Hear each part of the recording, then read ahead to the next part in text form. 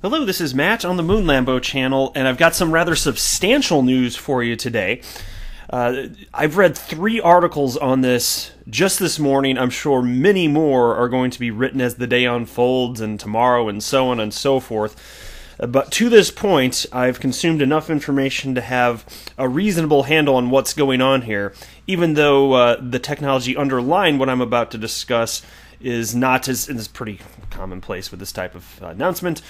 Specifically, how the technology works is not covered in great detail, but even just having a conceptual idea of what's going on here is rather important. And this should be good for XRP specifically, and I will explain why.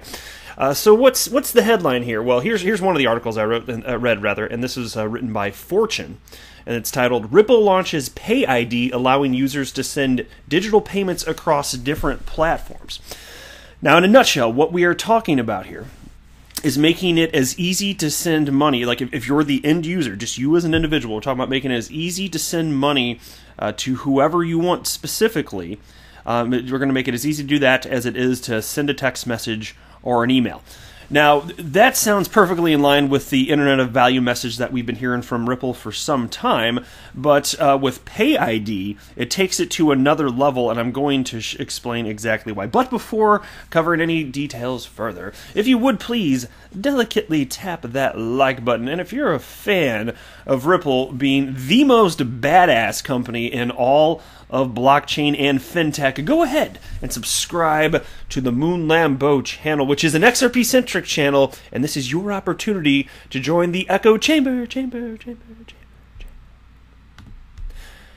So here's PayID. Here's their official Twitter account, and just a couple hours or so ago, I followed them, and I was follower number 900 and something, and they're already up to 1,600 followers. This account, I believe it was actually just launched today, because this is when this is all announced. It says June 2020 here on the Twitters here. And this is really something here. I first caught one of this, this is like the first thing I saw when I opened my Twitter feed this morning when I woke up. It was this tweet from XRP community member Galgatron, and he wrote the following.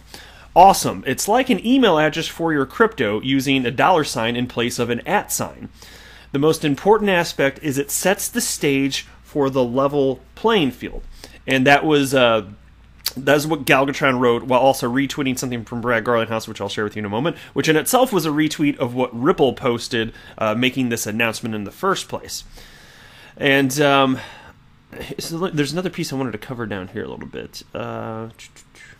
Here we go. Yeah, here we go. Okay, so somebody named Helicopter Person wrote, Hi Galgatron. It is an awesome idea for the financial future and simplicity. However, I am struggling to get my head around on how it is positive news for XRP. And I wanted to cover this first, even before getting into any additional specifics, because this is an XRP-centric channel, damn it! Galgatron responded, on a level playing field, where the technical merits of each coin can directly compete, XRP is going to obliterate the competition for payments. And of course, Galgatron, to be clear, he's not stating that XRP is the #1 coin for all different use cases, but he's specifically citing payments here, and you're about to understand a little further why. Now, here's what Ripple put out in this Ripple Insights piece, which is their blog series, and this is titled, Why Ripple Supports PayID. By the way, there's a coalition of like 40 companies, and Ripple's leading them. And so it begins as follows. Today, we can instantly send a photo, message, or video to billions of people and businesses around the world from a phone, laptop, even through Alexa. Yet, simple and fast payments are still not possible. In this always-on world, where everyone carries a computer in their pocket, why is it easier to send a picture of a $5 bill than it is to actually send $5? Unlike email and SMS, where there is a single network for the entire world, the payments infrastructure consists of hundreds of isolated networks that don't speak to each other. Imagine how limited SMS would be if messages couldn't be sent between the different mobile providers. We would all send a lot fewer text messages and be less connected to our friends and family. Exactly. Thankfully, there's a system in place that allows for that. There's a standardized messaging procedure that allows that with SMS. Same for email, which utilizes SMTP. That's what makes that possible. The reason that the internet can connect is because of TCP/IP. It's basically the glue of the entire network, or the entire internet, rather, because the internet is a network of networks. And I've mentioned this before, but when I was, how old would I have been? I guess maybe about 14, 13, maybe I was 13 years old. I don't know, maybe it was like, I can't remember if it was 95 or 96. And I'm 37 now, mind you. But it was really cool to have America Online, which was in and of itself a walled garden. It was an internet provider, but it just had its own content. And so all my friends had that, and I was the only person I knew at my entire school that had Prodigy, which was a competing service, instead of America Online. And I had email, and my friends on America Online in the mid-90s, they had email too, and we could not email each other. Because Prodigy, there was no connection. I mean, if you think about it, we're only talking 25 years ago, and it didn't exist. You couldn't do that. And so you could think about, well, with each walled garden trying to just get the biggest piece of the pie rather than connecting more people and then competing on that level. It wasn't possible at the time. Now, obviously, there's a reason walled gardens fall down, and I'm going to talk more about that because in this Fortune article, which I'm going to cite in just a moment, they go on to talk about the potential reasons that PayID may not work, and I'm going to explain why that narrative, the rationale behind that, does not make sense and will not stand. If sending a payment... Oh, wait, is that where I left off? Imagine... Yeah, there we go. If sending a payment were as seamless as sending an email or text, we would all send more payments quickly and easily around the world. In the near future, a single global payment network will enable anyone to easily pay any person or business instantly. Everyone, everywhere, will tap into the power of this network dozens of times a day, sending payments both large and small. Payments will no longer run over fragmented networks using proprietary standards to complicated account numbers, but rather they will use a united network in which all payment companies participate, one built for today's consumers and businesses. To achieve this vision today, Ripple joins over 40 global companies and nonprofits as a member of the newly formed Open Payments Coalition, launching PayID, the Universal Payment Identifier. PayID is a free and open standard that allows for interoperability between payment networks. Now, this is the first word of this, so it was well-kept hush-hush. How long have they been working on this? Because I somewhat frequently make the point of, you never know what Ripple is working on in the background that we just haven't heard about. You don't know what developments are taking place. You don't know what types of customers they've landed for on-demand liquidity or just RippleNet in general. And bam, all of a sudden out of nowhere today, on a Thursday, we get this. Now, PayID allows for organic growth where no single company can control or set the terms for joining. This solution is built around people, replacing complex account numbers with simple names that are easy to understand, remember, and even type. PayID works across any payment network or currency, be it fiat or digital. So you can think about your traditional United States dollar, for example, and XRP. How about that? It's also part of RippleNet. Look at this. PayID enhances RippleNet. An open payment network that unites everyone around the globe is a valuable resource for every participant, and an open network built on open standards enables innovation and growth, similar to the adoption of the internet, the mobile phone. PayID is one important step in the journey to this open global payment experience. And one of the things that I've been talking about since really the beginning of this channel, essentially, is that there is, and it's certainly true for crypto, but as far as the interface for utilizing a cryptocurrency for payment, there is no sort of standardization. There is no fantastic user interface. And you don't have interoperability, which is a huge part of what this is talking about, which is the interoperability aspect of this from network to network. Now, Ripple's global payment network, RippleNet, is integrating PayID to bring further interoperability into cross-border payments. The mission and work of the coalition aligns with Ripple's founding vision, enabling the world to move value like it moves information today, a concept we refer to as the Internet of Value. RippleNet and RippleNet's on-demand liquidity service empowers financial institutions to instantly, reliably, and cost-effectively send global payments by leveraging blockchain technology and the digital asset XRP. And taken together, Ripple's innovative solutions, combined with the power of the Open Payments Coalition's efforts, are transforming global payments for everyone, everywhere. Now, let's get to what's the downside here. Why would this ultimately not get adopted? I want to jump in the Fortune piece to explain this because they lay out the case, and it's reasonable, perfectly reasonable for them to bring this up. It's not like they're intentionally trying to spread a bunch of fear, uncertainty, and doubt. It's more like I took this as the author, just thinking critically and engaging in what to, using this as a starting point for what should certainly result in engaging and thought-provoking conversation here. And so let's jump in. I don't want to cover this whole thing, but there are a couple parts of this here. I think I want to go probably a little bit further down. Yeah, they go into talk. So they kind of started talking about how they're citing, like, for instance, PayPal and Venmo. And if you want to send money from one to the other, you really can't do that. If you have money on one of those platforms, it's best to get it off the platform and then send it to the other one manually. Like that's the world we're in today in 2020 here.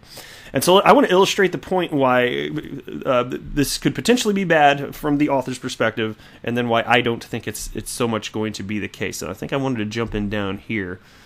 I think this is the part I wanted to jump in. Here we go. And this is again from Fortune. Even though the PayID system appears relatively simple for consumers and businesses to use, there are competitive reasons why payment companies may loathe to embrace it. Namely, a payment protocol that works across platforms could undercut their ability to make money from a captive user base. Okay, so what does that actually say? And again, I don't blame them one bit for bringing this up. It's a perfectly reasonable point, but that sounds like a reason to maintain walled gardens. How well would that argument work in the situation that I lived in, where I couldn't send email to my friends in the mid-90s because I had Prodigy, which is stupid. Damn it, Dad, why didn't we have America Online? And they had America Online, so they could all email each other because most of them were on America Online. I couldn't. We couldn't email each other, and it was stupid. So what if people had the same thought back then? Well, man, if we just open things up here and make everything interoperable, that might make it so that people are more likely to go over to that other platform, this or that.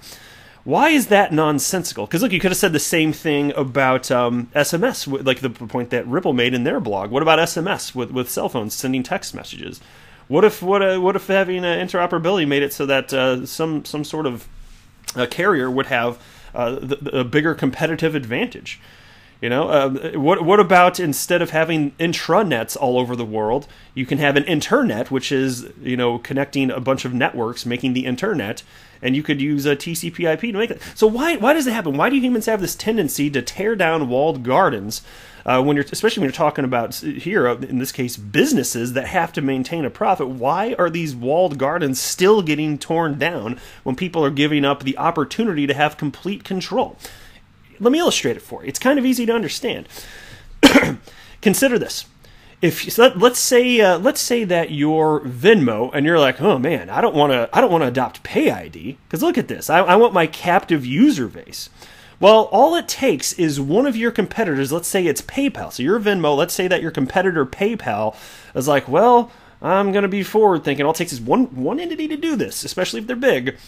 And what if PayPal is like, yeah, I'm going to open this up. And then what happens if you're utilizing, let's say that you're an individual that has Venmo and PayPal, but now PayPal is offering a network that makes it easier to move money around the planet and make payments, and actually make payments. Using, well, I'll show you their website in a second here to give you as best an idea if I can as how this actually works. But imagine that you have the option of utilizing either Venmo, which is trying to maintain its walled garden, versus PayPal in this hypothetical scenario that adopts this technology. Where do you think people will ultimately flock? Because there's a better user experience now with this network that is going to engage in this, this open source technology.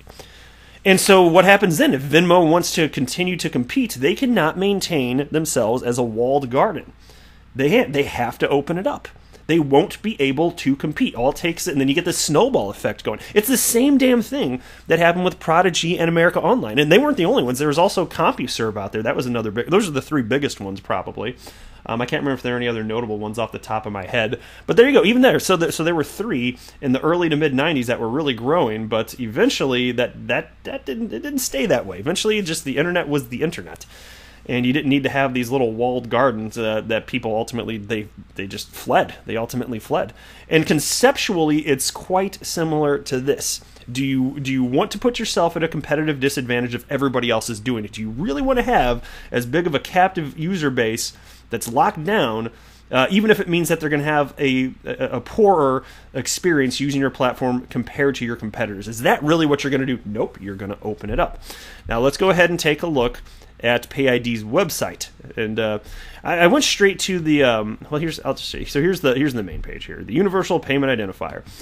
And so here, I just clicked on the use cases section. I'm going to go kind of through this quickly. I'm sure I can talk about this more in another video. I just don't want this one to go too long. But this is their use cases section on the website. And they have this part. Peer-to-peer payment. P2P app users can send and receive payments from people on other payment networks and in any currency by simply sharing their unique PayID address. The key benefit being PayID reduces friction in the payment experience, increasing conversion, and helping the company reach new users across a broader, more connected network. Then here's another one, e-commerce checkout. E-commerce customers can use any digital wallet to complete their purchases when PayID is offered as a payment method. Key benefit, PayID helps shoppers check out faster and enhances transaction security. So to be clear, this isn't some sort of new payment platform that's just, it's here to compete against Venmo and PayPal. That's just to be super duper clear in case you haven't caught on by now. This is to connect all of them so that there's a level of interoperability. That's what this is. There's nothing to lose by by adding this. There's only opportunity to gain. And then subscription payment here. Companies can use PayID to request recurring payments from their subscribers' digital and crypto wallets. Key benefit being PayID offers customers a much easier, simple way to renew their subscriptions using any currency or wallet. Then they have a section about invoice payment. And I don't want to beat a dead horse here. You kind of get the idea. But and I think there was something here illustrating what sort of the syntax may look like. But essentially, what I saw, it's like your name, $, and then what the payment platform is. So I think that's what the format's more or less going to look like. I thought I had something here that kind of showed it. Maybe I know it was covered in the in something earlier. Maybe it was a tweet or one of the articles. It highlighted something like that. But I thought I know I saw something here. Well, that's okay if I don't find it. That's essentially what it is. That's what it's going to look like. So whatever the name is, so your username, $, and then the company. And if that sounds weird to you, it's no more weird than what people would have perceived an email address looking like in the mid-90s. You know, they're like, so wait, it's a name, and then there's this weird @ symbol, and nobody knew that was called the @ symbol back then, and then something.com. What the hell is this gibberish? What does that mean? It's the same thing. People will get used to this. Now, this doesn't mean that for sure this is going to get adopted, but I'm unaware of any sort of interoperability protocol that is pushing for this. And the reason that Ripple is happy to push for this is because it's going to be good for the rest of their business goals, including long-term adoption of XRP. That's why this is all meaningful. And it's cool stuff, and it'll make your life legitimately easier. But nobody else is incentivized, really, to solve this global problem. To this point, there's just been walled gardens just enhancing their own footprint out of the existing pie. But Ripple's got a different approach, clearly. And so this is another thing that I'm certainly unaware of anybody else ever having tried to do. So that's it for this video. Thanks for stopping by. I am not a financial advisor. Do not buy or sell anything, because if anything I say or write, that would be a very, very, very bad idea. Until next time, to the moon, Lambo!